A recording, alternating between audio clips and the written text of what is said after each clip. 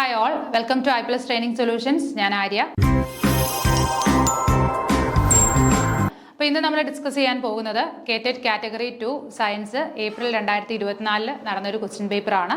അപ്പം ഓവറോൾ ഈ ഒരു ക്വസ്റ്റ്യൻ പേപ്പർ എടുത്ത് നോക്കിക്കഴിഞ്ഞാൽ തന്നെ നമുക്കറിയാം, അതായത് നമ്മുടെ SCRT ടെക്സ്റ്റ് പഠിച്ച ഒരു കുട്ടിയാണെന്നുണ്ടെങ്കിൽ ഉറപ്പായിട്ട് നല്ല രീതിയിൽ മാർക്ക് സ്കോർ ചെയ്യാൻ പറ്റുന്ന വളരെ സിമ്പിളായിട്ടുള്ള നമ്മൾ പഠിച്ച കാര്യങ്ങൾ മാത്രം ചോദിച്ച് അധികം പെഡഗോജി ഒന്നും ചോദിച്ച് കുഴപ്പിക്കാത്ത ഒരു ക്വസ്റ്റ്യൻ പേപ്പറാണ് എന്ന് തന്നെ പറയാം. അപ്പോൾ നമുക്ക് ക്വസ്റ്റ്യൻസിലേക്ക് പോകാം. ജലത്തിന്റെ താൽക്കാലിക കാഠിന്യത്തിന് കാരണം ഡാഷ് ആണ്. അപ്പൊ ജലത്തിന്റെ താൽക്കാലിക കാഠിന്യം ടെമ്പററി ഹാർഡ്നെസ്സിന് കാരണം എന്താണെന്നാണ് ക്വസ്റ്റ്യൻ വന്നിരിക്കുന്നത്. അപ്പോൾ ഓപ്ഷൻസ് വന്നിട്ടുണ്ട്: calcium carbonate, magnesium carbonate, calcium chloride, magnesium chloride, calcium sulphate, magnesium sulphate, calcium bicarbonate, magnesium bicarbonate. എന്താണ് ജലത്തിന്റെ താൽക്കാലിക കാഠിന്യത്തിന് താൽക്കാലിക കാഠിന്യത്തിന് കാരണമാകുന്ന വസ്തുക്കൾ ഏതൊക്കെയാണെന്നാണ് ചോദിച്ചിരിക്കുന്നത്. ഏതൊക്കെയാണ്? കാൽസ്യം ബൈകാർബണേറ്റും മഗ്നീഷ്യം ബൈകാർബണേറ്റും ആണ് അല്ലേ. കാൽസ്യം ബൈകാർബണേറ്റും മഗ്നീഷ്യം ബൈകാർബണേറ്റും അടങ്ങിയ വസ്തുക്കൾ ഉപയോഗിച്ച് കഴിഞ്ഞാൽ അതിന്റെ താൽക്കാലിക കാഠിന്യം നമുക്ക് കുറയ്ക്കാനായിട്ട് സാധിക്കും. ഓക്കെ, ആൻസർ വരുന്നത് ഓപ്ഷൻ ഡി ആണ്, കാൽസ്യം ആൻഡ് മഗ്നീഷ്യം ബൈകാർബണേറ്റ്സ്. അടുത്ത ക്വസ്റ്റ്യൻ: ഏറ്റവും സാന്ദ്രത കുറഞ്ഞ ലോഹം ഏതാണ്? സാന്ദ്രത ഏറ്റവും കുറഞ്ഞ ലോഹം ഏതാണെന്നാണ് ക്വസ്റ്റ്യൻ ചോദിച്ചിരിക്കുന്നത്. Options: aluminium, sodium, lithium, zinc. ഇതിൽ ഏതാണ് ഏറ്റവും സാന്ദ്രത ഡെൻസിറ്റി കുറഞ്ഞ ലോഹം ഏതാണ്? ലിഥിയം ആണ്. അപ്പൊ ഏറ്റവും ഡെൻസിറ്റി കുറഞ്ഞ ലോഹം ഏതാണ്? ലിഥിയം ആണ്. അങ്ങനെയെങ്കിൽ ഏറ്റവും ഡെൻസിറ്റി കൂടിയ ലോഹം ഏതാണ്? ഓസ്മിയം ആണ്. മറന്നു പോകരുത്, ഡെൻസിറ്റി കുറഞ്ഞത് ലിഥിയം, ഡെൻസിറ്റി കൂടിയത് ഏതാണ്? ഓസ്മിയം ആണ്. ഓക്കെ, അപ്പൊ നമ്മുടെ പീരിയോഡിക് ടേബിളിലുള്ള എലമെന്റ്സിൽ ഏറ്റവും ഹയർ ഡെൻസർ ആയിട്ടുള്ള എലമെന്റ് ഏതാണ്? ഓസ്മിയം ആണ്. ഡെൻസിറ്റി കുറവുള്ളത് ഏതിനാണ്? ലിഥിയത്തിനാണ്. ഓക്കെ,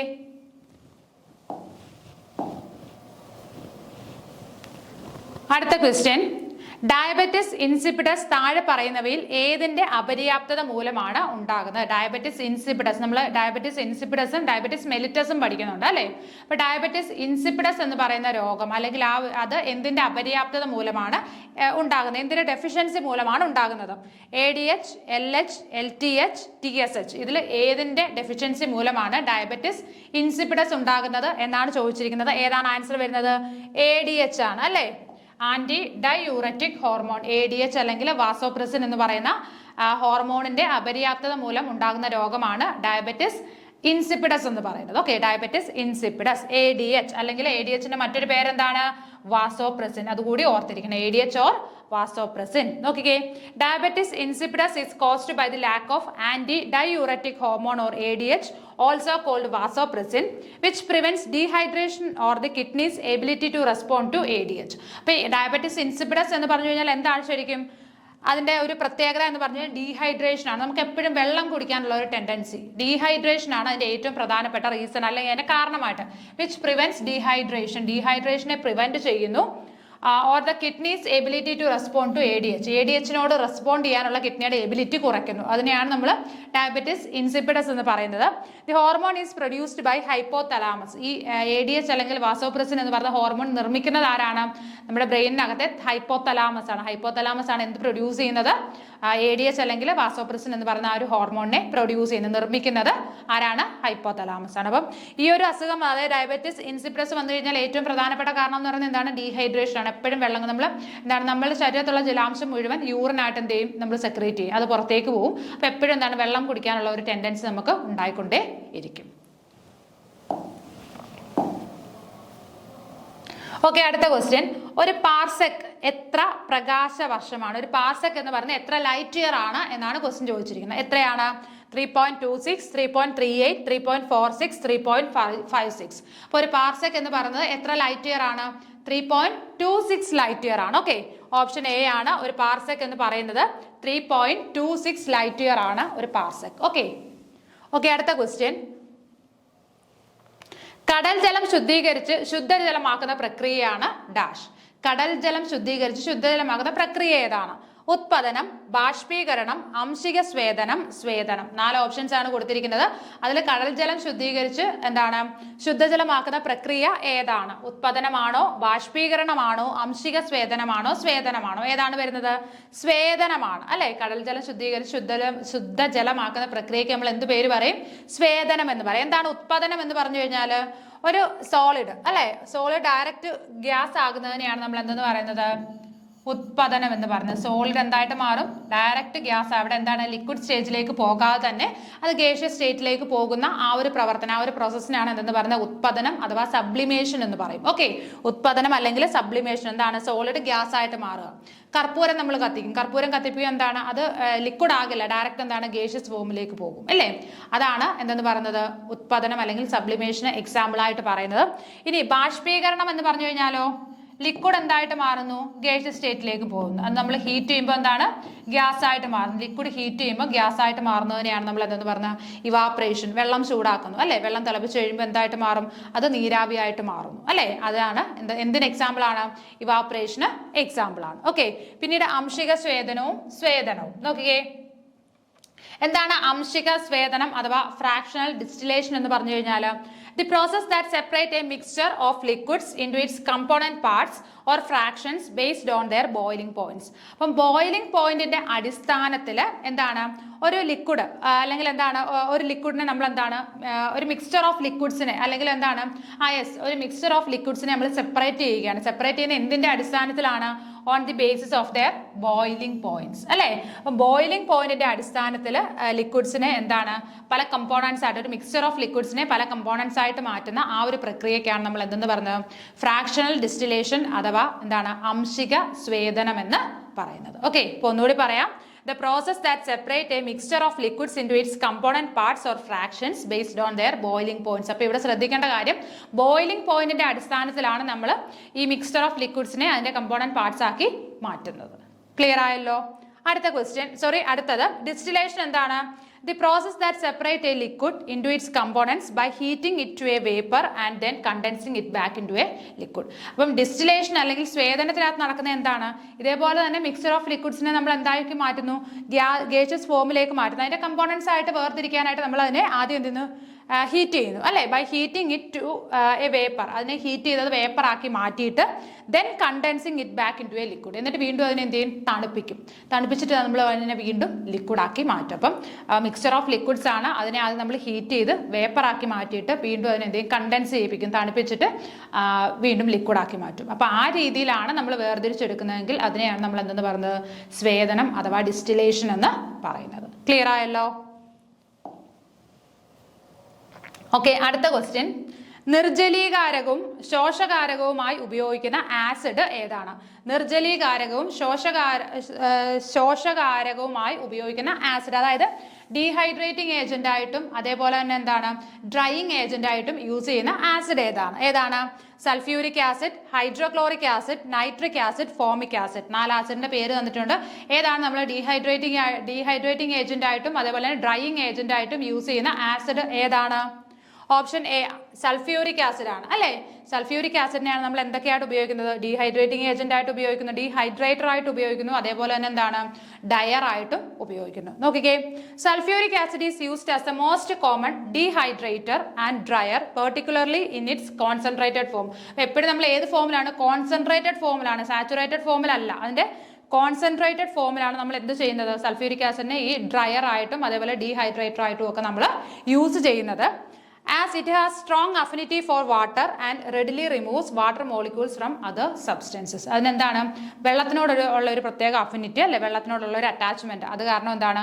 അത് വേഗം തന്നെ മറ്റ് സബ്സ്റ്റൻസിൽ നിന്ന് വെള്ളത്തിനെ പിടിച്ചു മാറ്റും അല്ലെങ്കിൽ വെള്ളത്തിനെ എന്ത് ചെയ്യും? റിമൂവ് ചെയ്യും. അതുകൊണ്ടാണ് എന്താണ് സൾഫ്യൂരിക് ആസിഡ് ഒരു ഡീഹൈഡ്രേറ്റർ ആയിട്ടും അതേപോലെ തന്നെ ഡയർ ആയിട്ടും ഒക്കെ നമ്മൾ ഡയർ എന്ന് പറഞ്ഞ ഡ്രയർ എന്നാണ് ഇവിടെ കൊടുത്തിരിക്കുന്നത്. ഡൈ ആണ് ഡ്രയർ ആയിട്ടും യൂസ് ചെയ്യുന്നത്. ഓക്കെ,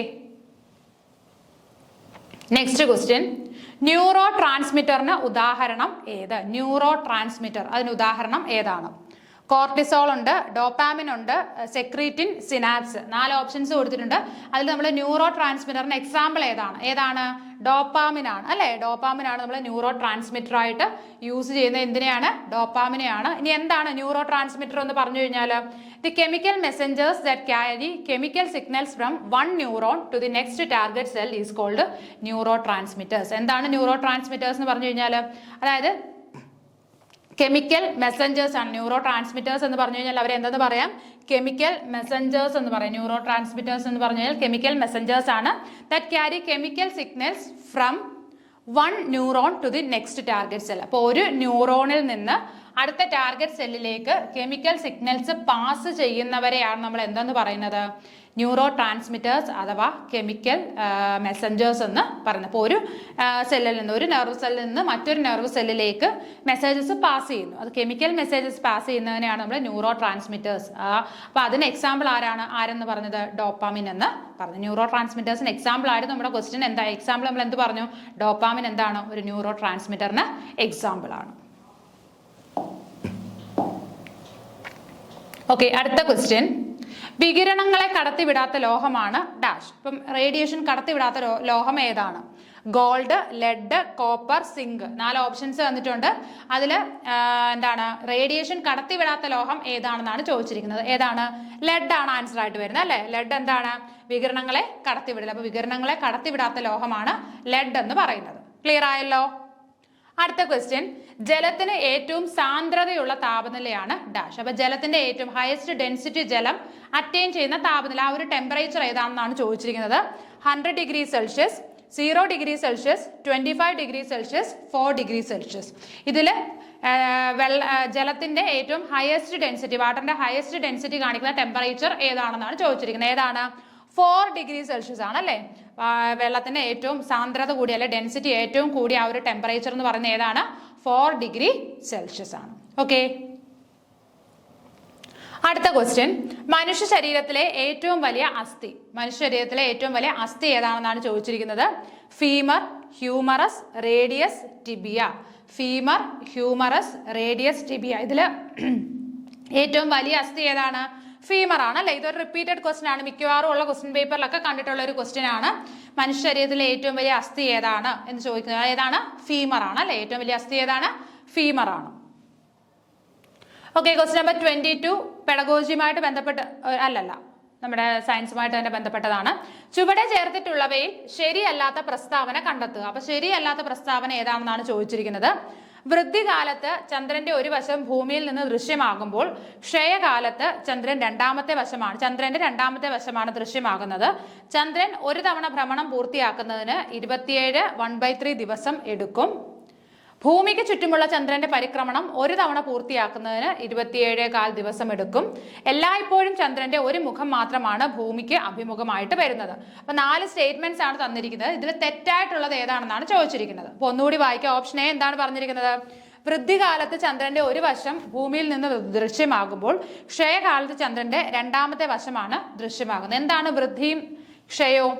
വൃദ്ധി എന്ന് പറഞ്ഞു കഴിഞ്ഞാൽ എന്താണ്? വാക്സിങ് ആണ് അല്ലേ? വാക്സിങ്ങും അതേപോലെ തന്നെ ക്ഷയം എന്ന് പറയുമ്പോൾ എന്താണ്?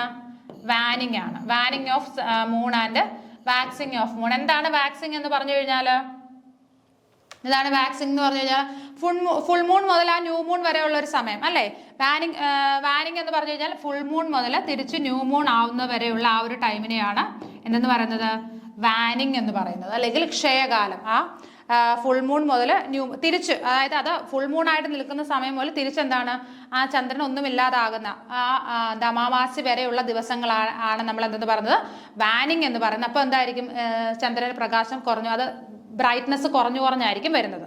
അതിന്റെ ഓപ്പോസിറ്റ് ആണ് എന്തെന്ന് പറയുന്നത്? വാക്സിങ്. അതായത് ന്യൂ മൂൺ മുതൽ ഫുൾ മൂൺ വരെയുള്ളത് ആ ഒരു ഇതിനെയാണ് നമ്മൾ എന്തെന്ന് പറയുന്നത്? വാക്സിങ് എന്ന് പറയുന്നത്. അപ്പോൾ ഇവിടെ പറഞ്ഞിരിക്കുന്നത് എന്താണ്? വൃദ്ധികാലത്ത് ചന്ദ്രന്റെ ഒരു വശം ഭൂമിയിൽ നിന്ന് ദൃശ്യമാകുമ്പോൾ ക്ഷയകാലത്ത് ചന്ദ്രന്റെ രണ്ടാമത്തെ വശമാണ് ദൃശ്യമാകുന്നത് എന്നാണ് പറഞ്ഞിരിക്കുന്നത്. അപ്പൊ അതാണ് ഇവിടുത്തെ തെറ്റായിട്ടുള്ള സ്റ്റേറ്റ്മെന്റ്. ബാക്കി എല്ലാം കറക്റ്റ് ആണ്. എന്തൊക്കെയാണ്? ചന്ദ്രൻ ഒരു തവണ ഭ്രമണം പൂർത്തിയാക്കുന്നതിന് 27.25 ദിവസം എടുക്കും. അത് ഒരു കറക്റ്റ് സ്റ്റേറ്റ്മെന്റ് ആണ്. അതേപോലെ തന്നെ എന്താണ്? ഒരു പരിക്രമണത്തിനും എത്ര സമയം തന്നെയാണ്? 27.25 ദിവസമാണ്. അതും കറക്റ്റ് ആണ്.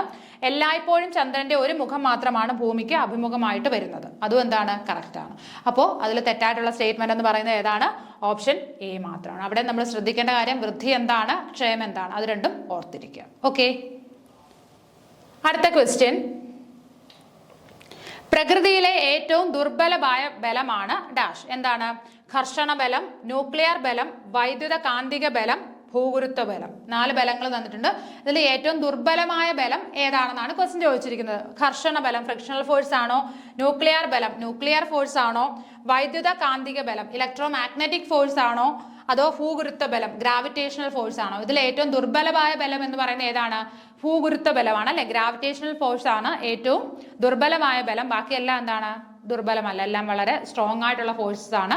ബാക്കി പറയുന്ന ഏതൊക്കെ ഫ്രിക്ഷണൽ ആണെങ്കിലും ന്യൂക്ലിയർ ഫോഴ്സ് ആണെങ്കിലും ഇലക്ട്രോ മാഗ്നറ്റിക് ഫോഴ്സ് ആണെങ്കിലും എല്ലാം എന്താണ് സ്ട്രോങ് ആയിട്ടുള്ള ഫോഴ്സസ് ആണ്. അതിൽ വീക്ക് ഫോഴ്സ് എന്ന് പറയുന്നത് ഏത് മാത്രമേ ഉള്ളൂ? ഗ്രാവിറ്റേഷണൽ ഫോഴ്സ് അഥവാ ഭൂഗുരുത്വ ബലം എന്ന് പറയുന്നത്. ഓക്കെ, ക്ലിയർ ആയല്ലോ? ഓപ്ഷൻ ഡി ആണ് ഉത്തരമായിട്ട് വരുന്നത്. അടുത്തത് 14ാമത്തെ ചോദ്യം എന്താണ്? പെഡഗോജിയുമായിട്ട് ബന്ധപ്പെട്ട ഒരു ചോദ്യമാണ്. ക്ലാസ് മുറിയിലെ സർഗാത്മകത പ്രോത്സാഹിപ്പിക്കുന്നതിനുള്ള മാർഗം ഏത്? ക്ലാസ് മുറിയിൽ സർഗാത്മകത പ്രോത്സാഹിപ്പിക്കാനാണ് പറഞ്ഞിരിക്കുന്നത്. അപ്പൊ നമ്മൾ ചിന്തിക്കണം, നമ്മളൊരു ടീച്ചർ ആണെങ്കിൽ നമ്മുടെ മുന്നിലിരിക്കുന്ന കുട്ടികളുടെ സർഗാത്മകത പ്രോത്സാഹിപ്പിക്കാനായിട്ട് നമ്മൾ എന്തായിരിക്കും ചെയ്യുന്നത്? ഓക്കെ, ഡൈവേർജന്റ് ചിന്താഗതി പ്രോത്സാഹിപ്പിക്കുക, ചിന്തയിലെ ഒറിജിനാലിറ്റി പ്രോത്സാഹിപ്പിക്കുക, ചിന്തയിലെ റിജിഡിറ്റി പ്രോത്സാഹിപ്പിക്കുക, ഭാവനാത്മക ചിന്തയെ പ്രോത്സാഹിപ്പിക്കുക. 4 ഓപ്ഷൻസ് തന്നിട്ടുണ്ട്. ഇതിൽ ഏതൊക്കെയാണ് കറക്റ്റ് എന്നാണ് ചോദിച്ചിരിക്കുന്നത്. നോക്കിയേ, ഡൈവേർജന്റ് ചിന്താഗതി പ്രോത്സാഹിപ്പിക്കുക. കുട്ടി ഒരു തരത്തിലല്ല, എല്ലാ തരത്തിലും ചിന്തിക്കണം അല്ലേ? അപ്പൊ ഡൈവേർജന്റ് ചിന്താഗതി പ്രോത്സാഹിപ്പിക്കണം, തീർച്ചയായിട്ടും വേണം. അത് ശരിയായിട്ടുള്ള ഒരു സ്റ്റേറ്റ്മെന്റ് ആണ്. അടുത്തത്, ചിന്തയിലെ ഒറിജിനാലിറ്റിയെ പ്രോത്സാഹിപ്പിക്കുക. നമ്മൾ ചിന്തിക്കുമ്പോൾ എന്താണ്, കുറെ സ്വപ്നങ്ങൾ കണ്ടുകൂട്ടാതെ അതിനകത്ത് ഒറിജിനാലിറ്റിയും കൂടി നമ്മൾ പ്രോത്സാഹിപ്പിക്കണം അല്ലെ? ചിന്തിക്കുന്നതിനകത്ത് കുറച്ച് ഒറിജിനൽ, എല്ലാം എന്താണ് സൂപ്പർ നാച്ചുറൽ ആയിട്ട് പോകരുത്, കുറച്ച് ഒറിജിനൽ ആയിട്ടും കൂടി നമ്മൾ ചിന്തിക്കണം. അപ്പം അതും കറക്റ്റ് ആയിട്ടുള്ള ഒരു സ്റ്റേറ്റ്മെന്റ് ആണ്. ഇനി ചിന്തയിലെ റിജിഡിറ്റിയെ പ്രോത്സാഹിപ്പിക്കുക, ഇടുങ്ങിയ ചിന്താഗതി പ്രോത്സാഹിപ്പിക്കുക, അത് വേണ്ട അല്ലേ?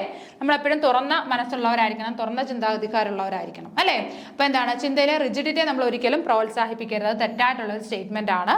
ഇനി ഭാവനാത്മക ചിന്തയെ പ്രോത്സാഹിപ്പിക്കുക, അതും വേണം. ഭാവനാത്മകമായിട്ടുള്ള ചിന്തയെ നമ്മൾ എന്ത് ചെയ്യണം? പ്രോത്സാഹിപ്പിക്കണം. അപ്പൊ ഇവിടെ ശരിയായിട്ട് വരുന്ന സ്റ്റേറ്റ്മെന്റ്സ് ഏതൊക്കെയാണ്? 1, 2, 4 ഇത് 3 എന്താണ് ശരിയായിട്ടുള്ള കാര്യം? നമ്മുടെ സർഗാത്മകത വളർത്താനായിട്ട് ഒരു കുട്ടിയെ ടീച്ചർ പ്രോത്സാഹിപ്പിക്കേണ്ട കാര്യങ്ങളാണ് ഈ 1, 2, 4 എന്ന് പറയുന്നത്. അതിൽ 3 എന്താണ്? ആ റിജിഡിറ്റി എന്ന് പറയുന്നത്, ചിന്തയിലെ റിജിഡിറ്റിയെ പ്രോത്സാഹിപ്പിക്കുക എന്ന് പറയുന്നത് തെറ്റായിട്ടുള്ളൊരു സ്റ്റേറ്റ്മെന്റ് ആണ്. ഓക്കെ, അപ്പൊ ആൻസർ വരുന്നത് ഏതൊക്കെയാണ്? 1, 2, 4 ഓപ്ഷൻ ഡി ആണ് കറക്റ്റ് ആൻസർ ആയിട്ട് വരുന്നത് അല്ലേ? Option D. അടുത്ത ക്വസ്റ്റ്യൻ, പ്രകാശ തീവ്രതയുടെ യൂണിറ്റ് ആണ് ഡാഷ്. നോക്കിയേ, ആംപിയർ, കാൻഡ്ല, ഡെസിബൽ, ടെസ്ല. 4 ഓപ്ഷൻസ് തന്നിട്ടുണ്ട്. അതിൽ പ്രകാശ തീവ്രത അല്ലെ, ലൈറ്റിന്റെ ഡെൻസിറ്റി, ലൈറ്റ് ഡെൻസിറ്റിയുടെ യൂണിറ്റ് ഏതാണെന്നാണ് ചോദിച്ചിരിക്കുന്നത്. ഏതാണ്? ആംപിയർ ആണോ, കാൻഡ്ലയാണോ, ഡെസിബൽ ആണോ, ടെസ്ലയാണോ? ഏതാണ് വരുന്നത്? കാൻഡ്ലയാണ് അല്ലെ? Intensity of light, intensity of ലൈറ്റിന്റെ യൂണിറ്റ് എന്ന് പറയുന്നത് എന്താണ്?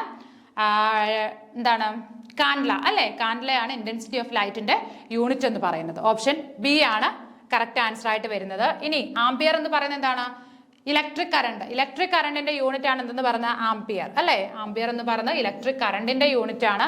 ഡെസിബൽ എന്ന് പറയുന്നത് എന്താണ്? Intensity of sound. നമ്മൾ പറഞ്ഞ ഇന്റൻസിറ്റി ഓഫ് ലൈറ്റ് എന്ന് പറയുന്ന കാൻഡ്ലയും ഇന്റൻസിറ്റി ഓഫ് സൗണ്ട് എന്ന് പറയുന്നത് എന്താണ്? ഡെസിബലും ആണ്. തിരിഞ്ഞു പോകരുത്. Intensity of light candela, intensity of sound എന്ന് പറയുന്നത് ഡെസിബൽ ആണ്. ഇനി ടെസ്ല എന്ന് പറയുന്നത് എന്താണ്? മാഗ്നറ്റിക് ഫ്ലക്സ് ഡെൻസിറ്റിയുടെ യൂണിറ്റ് ആണ് അല്ലെ? മാഗ്നറ്റിക് ഫ്ലക്സ് ഡെൻസിറ്റിയുടെ യൂണിറ്റ് ആണ് എന്തെന്ന് പറഞ്ഞത്? ടെസ്ല എന്ന് പറയുന്നത്. ക്ലിയർ ആയല്ലോ? Tesla, magnetic flux density. Okay, അടുത്ത ക്വസ്റ്റ്യൻ, രക്തസമ്മർദ്ദം നിയന്ത്രിക്കുന്ന പ്രോട്ടീൻ ഏത്? രക്തസമ്മർദ്ദം എന്നാണ് ഇവിടെ കൊടുത്തിരിക്കുന്നത്. സമ്മർദ്ദം ഉണ്ട് കേട്ടോ, സമ്മർദ്ദം. രക്തസമ്മർദ്ദം നിയന്ത്രിക്കുന്ന പ്രധാന പ്രോട്ടീൻ ഏത്? Albumin, fibrinogen, globulin, haemoglobin. 4 options കൊടുത്തിട്ടുണ്ട്. അതിൽ രക്തസമ്മർദ്ദം നിയന്ത്രിക്കുന്ന പ്ലാസ്മ പ്രോട്ടീൻ ഏതാണെന്നാണ് ക്വസ്റ്റ്യൻ ചോദിച്ചിരിക്കുന്നത്. ഏതാണ്? ആൽബുമിൻ ആണോ, ഫൈബ്രിനോജൻ ആണോ, ഗ്ലോബുലിൻ ആണോ, ഹീമോഗ്ലോബിൻ ആണോ? ഏതാണ് വരുന്നത്? ആൽബുമിൻ ആണ് അല്ലെ? ആൽബുമിൻ ആണ് രക്തസമ്മർദ്ദം നിയന്ത്രിക്കുന്ന പ്രോട്ടീൻ എന്ന് പറയുന്നത്. ഏതാണ്? ആൽബുമിൻ. മറന്നു പോകരുത്, രക്തസമ്മർദ്ദം, ബ്ലഡ് പ്രഷർ നിയന്ത്രിക്കുന്ന പ്രോട്ടീൻ എന്ന് പറയുന്നത് ആൽബുമിൻ ആണ്. ഓക്കെ, ഇനി ഫൈബ്രിനോജന്റെ യൂസ് എന്ന് പറയുന്നത് എന്താണ്? Help form clots to stop bleeding and heal wounds. അതായത് മുറിവ് ഉണങ്ങാനും അതേപോലെ ബ്ലഡ് ക്ലോട്ട് ആവാൻ സഹായിക്കുകയും ചെയ്യുന്ന ആരാണ്? ഫൈബ്രിനോജൻ ആണ്. ഫൈബ്രിനോജൻ എന്തിനു ഹെൽപ്പ് ചെയ്യുന്നു? Help form clots to stop bleeding and heal wounds. മുറിവ് ഉണങ്ങാനും അതേപോലെ തന്നെ മുറിവുകൾ ഉണ്ടാവുകയാണെങ്കിൽ അവിടെ ബ്ലഡ് ക്ലോട്ട് ആവാനും സഹായിക്കുന്നത് ആരാണ്? ഫൈബ്രിനോജൻ ആണ്. ഇനി ഗ്ലോബുലിന്റെ ഹെൽപ്പ് എന്താണ്? Fighting infection, blood clotting and supporting the immune system. Immune സിസ്റ്റത്തിനെ സഹായിക്കുക അല്ലെ? നമ്മുടെ ആ ഒരു എന്താ പറയുക, ഇമ്മ്യൂൺ സിസ്റ്റത്തിന് പറയുന്നത് നമ്മുടെ ആ ബോഡിയെ പ്രൊട്ടക്റ്റ് ചെയ്യുക അല്ലെ? രോഗങ്ങളൊന്നും അകത്തേക്ക് എൻ്റർ ചെയ്യാതിരിക്കാൻ വേണ്ടി ബോഡിയെ പ്രൊട്ടക്ട് ചെയ്യുന്ന ആ ഒരു ഇമ്മ്യൂൺ സിസ്റ്റത്തിനെ ഹെൽപ്പ് ചെയ്യുക, സപ്പോർട്ട് ചെയ്യുക. അതുപോലെ ഇൻഫെക്ഷനെതിരെ ഫൈറ്റ് ചെയ്യുക, ബ്ലഡ് ക്ലോട്ട് ആവാൻ സഹായിക്കുക. അതും ആരുടെ തന്നെ ഒരു ഡ്യൂട്ടിയാണ്? ഗ്ലോബുലിൻ. നമ്മൾ പറഞ്ഞ ഫൈബ്രിനോജനും ബ്ലഡ് ക്ലോട്ട് ചെയ്യാൻ ഹെൽപ്പ് ചെയ്യും, അതേപോലെ തന്നെ എന്താണ്, ഗ്ലോബുലിനും ബ്ലഡ് ക്ലോട്ട് ആവാനായിട്ട് ഹെൽപ്പ് ചെയ്യും. ഓക്കെ, അടുത്ത haemoglobin carry oxygen from lungs to the body tissues and organs. അതായത് ലങ്സിൽ നിന്ന് പ്യുവർ ബ്ലഡിനെ എന്ത് ചെയ്യും, നമ്മൾ ബോഡി പാർട്സ്, ശരീരത്തിന്റെ പല ഭാഗങ്ങളിലും ടിഷ്യൂസിലും ഓർഗൻസിലും ഒക്കെ എത്തിക്കുന്ന ആരാണ്? ഹീമോഗ്ലോബിൻ ആണ്. ഓക്കെ, അപ്പോൾ ഈ പ്ലാസ്മ പ്രോട്ടീൻസ് അതിന്റെ ഫംഗ്ഷൻസ് എന്തൊക്കെയാണെന്ന് ഓർത്തിരിക്കുക. ഒന്നുകൂടി പറയാം, ഫൈബ്രിനോജൻ എന്തിനു സഹായിക്കുന്നു? ബ്ലഡ് ക്ലോട്ട് ആവാനും അതുപോലെ മുറിവുണങ്ങാനും സഹായിക്കുന്നത് ഫൈബ്രിനോജൻ ആണ്. ഗ്ലോബുലിനാണെങ്കിൽ നമ്മുടെ ഇമ്മ്യൂൺ സിസ്റ്റത്തിനെ പ്രൊട്ടക്ട് ചെയ്യുന്നു, ബ്ലഡ് ക്ലോട്ട് ചെയ്യാനായിട്ട് സഹായിക്കുന്നു, പിന്നെ എന്താണ്, ഇൻഫെക്ഷനൊക്കെ എതിരെ ഫൈറ്റ് ചെയ്യുകയും ചെയ്യുന്നു. ഓക്കെ, അടുത്ത ക്വസ്റ്റ്യൻ, സോണാർ എന്ന ഉപകരണത്തിൽ ഉപയോഗിക്കുന്ന ശബ്ദ തരംഗങ്ങളാണ് ഡാഷ്. അപ്പൊ സോണാറിനകത്ത് ഉപയോഗിക്കുന്ന ശബ്ദ തരംഗം ഏതാണെന്നാണ് ചോദിച്ചിരിക്കുന്നത്. Ultrasonic, infrasonic, supersonic, subsonic. ഇതിൽ സോണാറിൽ ഉപയോഗിക്കുന്ന ശബ്ദ തരംഗം ഏതാണ് വരുന്നത്? അൾട്രാസോണിക് ആണ് അല്ലേ? അപ്പൊ സോണാറിൽ ഉപയോഗിക്കുന്നത് അൾട്രാസോണിക് ആണ്. ഇനി എന്താണ് അൾട്രാസോണിക് സൗണ്ട് എന്ന് പറഞ്ഞു കഴിഞ്ഞാൽ? ഇന്നോഡിബിൾ sound with high frequency for human frequency exceeds 20 kHz. അതായത് എന്താണ്? ഇന്നോഡിബിൾ സൗണ്ട് ആണ്, നമുക്ക് കേൾക്കാൻ, അതായത് മനുഷ്യന് കേൾക്കാൻ കഴിയുന്നതിലും അപ്പുറം ഫ്രീക്വൻസി ഉള്ള, ആവൃത്തിയുള്ള സൗണ്ട് ആണ് എന്തെന്ന് പറയുന്നത്? അൾട്രാസോണിക് സൗണ്ട് എന്ന് പറയുന്നത്. അതിന്റെ ഏകദേശം ഫ്രീക്വൻസി എന്ന് പറഞ്ഞാൽ എക്സീഡ്സ് 20 kHz. അതായത് 20 kHz മുകളിലാണ് എന്തെന്ന് പറയുന്നത്? അൾട്രാസോണിക് സൗണ്ടിന്റെ ആ ഒരു ഫ്രീക്വൻസി എന്ന് പറയുന്നത്. അപ്പൊ മനുഷ്യന് കേൾക്കാൻ പറ്റില്ല. അടുത്ത ഇൻഫ്രാസോണിക് സൗണ്ട് എന്ന് പറഞ്ഞു കഴിഞ്ഞാലോ, sound with a frequency below the range of human hearing. മനുഷ്യന് കേൾക്കാൻ കഴിയുന്നതിലും താഴെയാണ് എന്തെന്ന് പറയുന്നത്? ഇൻഫ്രാസോണിക് സൗണ്ടിന്റെ ഫ്രീക്വൻസി എന്ന് പറയുന്നത്. അതെന്ന് പറയുന്നത് എത്രയായിരിക്കും? ബിലോ 20 Hz, 20 Hz താഴെയായിരിക്കും എന്ത്, ഇൻഫ്രാസോണിക് സൗണ്ട് വരുന്നത്. അപ്പൊ അതെന്താണ്, നോർമലി ഒരാൾക്ക് കേൾക്കാൻ പറ്റില്ല. മറ്റേതും എന്താണ്, കേൾക്കാൻ പറ്റില്ല. നമ്മുടെ ആ ഒരു ഹിയറിംഗിന് മുകളിലാണ് അൾട്രാസോണിക് എന്ന് പറഞ്ഞത്, ഇൻഫ്രാസോണിക് എന്ന് പറഞ്ഞാൽ അതിന് താഴെയുമായിരിക്കും സൗണ്ട്. ഓക്കെ, സൂപ്പർസോണിക് സൗണ്ട് എന്താണ്? Speed faster than the speed of sound. അപ്പോൾ സൗണ്ടിന്റെ സ്പീഡിനേക്കാളും ഫാസ്റ്റർ ആയിട്ടുള്ളത് അല്ലേ? സൗണ്ടിന് ഒരു സ്പീഡുണ്ട്, അതിലും ഫാസ്റ്റർ ആയിട്ട് പോകുന്ന ആ ഒരു സൗണ്ടിനെയാണ് നമ്മൾ എന്തെന്ന് പറയുന്നത്? സൂപ്പർസോണിക് സൗണ്ട് എന്ന് പറയുന്നത്. ഇനി സബ്സോണിക് സൗണ്ട് എന്ന് പറഞ്ഞു കഴിഞ്ഞാലോ, speed slower than the speed of sound. സൗണ്ടിന്റെ സ്പീഡിനേക്കാളും സ്പീഡ് കുറഞ്ഞതിനെയാണ് നമ്മൾ സബ്സോണിക് സൗണ്ട്. സൂപ്പർസോണിക് എന്ന് പറഞ്ഞാൽ സൗണ്ടിന്റെ സ്പീഡിനേക്കാൾ കൂടിയതും, സബ്സോണിക് എന്താണ്? സൗണ്ടിന്റെ സ്പീഡിനേക്കാൾ കുറഞ്ഞതുമായ സൗണ്ടിനെയാണ് സബ്സോണിക് സൗണ്ട് എന്ന് പറയുന്നത്. ഓക്കെ, അടുത്ത ക്വസ്റ്റ്യൻ, ചോദ്യ രീതിയിലൂടെ യുക്തിപരമായ ആശയ ക്രോഡീകരണത്തിന് സഹായിക്കുന്നത് ഏത്? അപ്പൊ ചോദ്യ രീതിയാണ് അല്ലെ?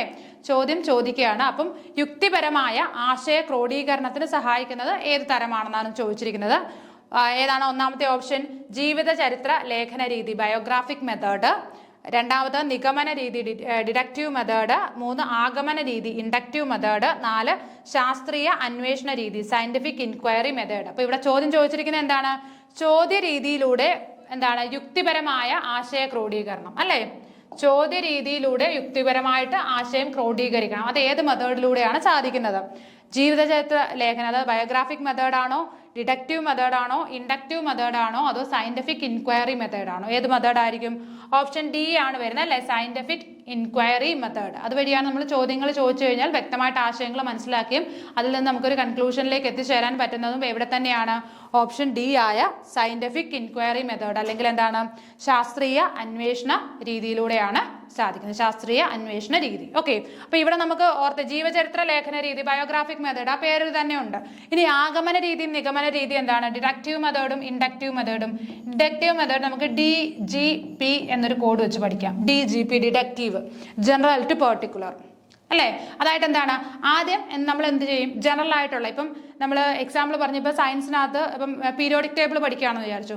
ആദ്യം നമ്മൾ എല്ലാ എലമെന്റ്സിനെ കുറിച്ചും അങ്ങ് പറയും. എല്ലാ എലമെന്റ്സിനെ കുറിച്ച് പറഞ്ഞിട്ടാണ് ഒരേ ഗ്രൂപ്പിൽ വരുന്ന എലമെന്റ്സിന് ഇത്ര പെക്യൂലിയാരിറ്റീസ് ഉണ്ട്, അതിന്റെ എക്സാമ്പിൾസ് എന്തൊക്കെയാണ് എന്ന് പറയുന്നത്. അപ്പം ആദ്യം നമ്മൾ ആ ഫാക്ട് എന്താണെന്ന് പറഞ്ഞു കൊടുത്ത് അതിനുശേഷമാണ് നമ്മൾ എന്ത് ചെയ്യുന്നത്? അതിന്റെ എക്സാമ്പിൾസിലേക്ക് പോകുന്നത്. അപ്പോൾ ജനറലിൽ നിന്നാണ് നമ്മൾ പെർട്ടിക്കുലറിലേക്ക് പോകുന്നത്. അതാണ് എന്തെന്ന് പറയുന്നത്? ഡിഡക്റ്റീവ് മെത്തേഡ് അഥവാ നിഗമന രീതി എന്ന് പറയുന്നത്. എന്നാൽ ആഗമന രീതി, ഇൻഡക്റ്റീവ് മെത്തേഡ് എന്ന് പറഞ്ഞു കഴിഞ്ഞാലോ, പെർട്ടിക്കുലർ ടു ജനറൽ, IPG എന്ന് പറയാം നമ്മൾ LPG എന്നൊക്കെ പറയത്തില്ല, അതിന് IPG എന്ന് പറഞ്ഞാൽ അത് ഇൻഡക്റ്റീവ് മെത്തേഡ് എന്ന് പറഞ്ഞാൽ പെർട്ടിക്കുലർ ടു ജനറൽ.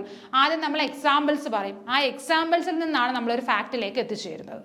അപ്പോൾ എക്സാമ്പിൾ എൻ്റെ എല്ലാത്തിൻ്റെയും കൂടെ കോമൺ ആയിട്ട് വരുന്ന കാര്യം എന്താണ്, അതാണ് അവിടുത്തെ തിയറി എന്നൊരു അർത്ഥത്തിൽ പഠിക്കുന്നതിനെയാണ് നമ്മൾ എന്തെന്ന് പറയുന്നത്, ആഗമന രീതി അഥവാ ഇൻഡക്റ്റീവ് മെത്തേഡ്. നമ്മുടെ ഇപ്പോൾ സ്കൂളുകളിലൊക്കെ യൂസ് ചെയ്യുന്ന ഒരു മെത്തേഡ് എന്ന് പറഞ്ഞാൽ ഏതാണ്, ഈ പറയുന്ന ഇൻഡക്റ്റീവ് മെത്തേഡ് അല്ലെങ്കിൽ ആഗമന രീതി. കുട്ടികൾക്ക് ആദ്യം ടീച്ചർ എന്താണ്, ഏത് ഭാഗമാണോ പഠിപ്പിക്കുന്നത് അതിനെക്കുറിച്ച് കുറേ എക്സാമ്പിൾസ് അല്ലെങ്കിൽ അതുമായിട്ട് റിലേറ്റഡ് ആയിട്ടുള്ള കുറേ കാര്യങ്ങൾ പറഞ്ഞു കൊടുക്കും. അതിൽ നിന്ന് കുട്ടി ഒരു കൺക്ലൂഷനിൽ എത്തിച്ചേരും, ഇന്നതാണ്, ഇതാണ് സംഭവം. അതിനെയാണ് നമ്മൾ എന്തെന്ന് പറയുന്നത്, ഇൻഡക്റ്റീവ് മെത്തേഡ് അഥവാ ആഗമന രീതി എന്ന് പറയുന്നത്. ഓക്കെ, ക്ലിയർ ആയല്ലോ? അപ്പോൾ ഇവിടെ ആൻസർ വരുന്നത് ഏതാണ്, ഓപ്ഷൻ ഡി, ശാസ്ത്രീയ അന്വേഷണ രീതി, സയന്റിഫിക് ഇൻക്വയറി മോഡൽ. ഓക്കെ, അപ്പോൾ ഇത്രയും കാര്യങ്ങളാണ് നമുക്ക് ഈ ഒരു സെഷനിൽ ഡിസ്കസ് ചെയ്യാനായിട്ടുള്ളത്. എൻ്റെ ബാലൻസ് ടോപ്പിക്സ്, ബാലൻസ് ക്വസ്റ്റ്യൻസുമായിട്ട് മറ്റൊരു വീഡിയോയിൽ വീണ്ടും കാണാം. Okay, thank